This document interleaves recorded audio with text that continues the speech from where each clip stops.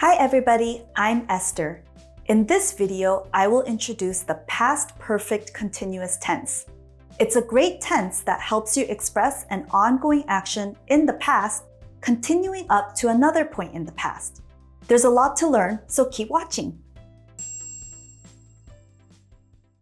One usage of the past perfect continuous tense is to talk about an ongoing action in the past that continued up to another point in the past. You can use for and a duration to talk about how long that action was in progress.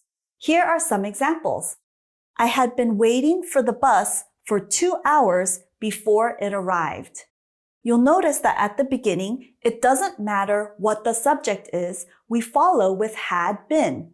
For example, I had been, Chuck had been, and Tom and Kim had been. And then we follow with the verb ing, waiting. I had been waiting. Now this is the ongoing action that happened first. Again, 4 and 2 hours shows the duration. The second part says it arrived. This verb is in the past simple tense. Therefore, that is the second action. It's the action that this first action happened until this action happened. So again, I had been waiting for the bus happened first, and then it happened until the bus arrived. Chuck had been cooking. Again, that part's easy. No matter what the subject, we say had been and then verb ing. Again, I can show how long Chuck had been cooking by saying for an hour, showing the duration. And then I finish by saying before he finished. He had been cooking up to this point in the past. Finally, Tom and Kim had been walking. This part should be familiar to you by now. For an hour. Again, that shows duration before they rested. So they had been walking for an hour before they took a break, before they rested. Let's move on. The past perfect continuous tense is also used to express cause and effect in the past. The verb that's in the past perfect continuous tense shows the cause, why something happened. We can use because or so to show the cause and effect. Here, I'll explain. Jason was tired because he had been jogging. The first part of the sentence is in the past tense. Jason was tired. However, we see why. Well, because he had been jogging. The second part of this sentence is in the past perfect continuous tense. He had been, remember, no matter what the subject, we follow with had been, and jogging, verb ing. He had been jogging. This shows why Jason was tired. The next sentence says the pavement, or it, was wet because it had been raining. Similar to the first sentence, it had been raining shows the cause. Why was the pavement wet? The pavement was wet because it had been raining. In this sentence, we see a little difference. The children had been playing. Again, this is the past perfect continuous tense. Had been playing. The second part says the room was a mess. So here, instead of because, like the first two sentences, I used so. So the order has been changed, but the meaning is the same. This, the children had been playing, is why the room was a mess. This is the cause, and this is the effect. Let's move on. Now, let's go into the negative form of the past perfect continuous tense. Here are some examples. I had not been working for a day before I quit.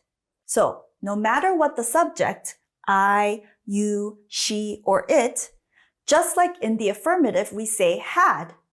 But after the had, in the negative form, we add not. Had not, had not. Or you can use the contraction hadn't, which is a combination of had and not together. I had not been working. The rest of the sentence is the same. Been, verb, ing. I had not been working for a day before I quit. The next sentence says, you had not been cutting onions for long before you cried. Again, the not goes between had and been. She hadn't been studying for long when she fell asleep. Here we have the contraction. And finally, it hadn't been snowing for long when it stopped. Again, we have the contraction for had not here. You'll notice that in the first two sentences, I used before, and in the last two, I used when. Either one can be used to show when the first action stopped. Let's move on. Now, let's go into how to form basic questions in the past perfect continuous tense. Here is the first example. He had been driving all day before he arrived. Now, to turn this into a question, all we have to do is change the order of the first two words. Instead of he had, now I can say had he in order to form a question. Had he been driving all day before he arrived? The next sentence says the dog had been barking because it was scared. In this case, the subject is the dog. And then we follow with had. To turn this into a question, again, we switch the order. Had the dog been barking because it was scared? You'll notice that in the question, the rest of the words stay in the same place. Now, in the first question, we're asking how long an action happened or how long it was ongoing in the past. And in this question, we ask about cause and effect. Let's move on.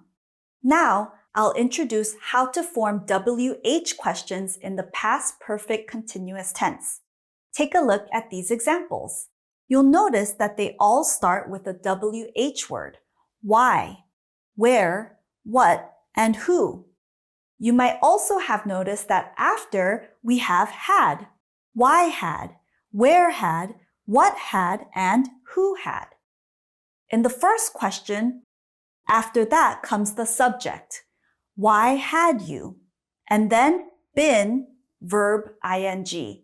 And that's the same pattern we follow for all of these sentences. So, why had you been studying so much? I can answer by saying, I had been studying so much because I have a test. Where had you been traveling before you came here? I can say, I had been traveling through Asia. What had they been playing before they played soccer? I can answer, they had been playing baseball. And finally, who had she been talking to before she left home? I can answer, she had been talking to her boyfriend. Let's move on. Good job learning another difficult English grammar tense. The past perfect continuous can be tricky, but with time and practice, you will get better. English is not always easy, but always do your best and never give up. I'll see you in the next video.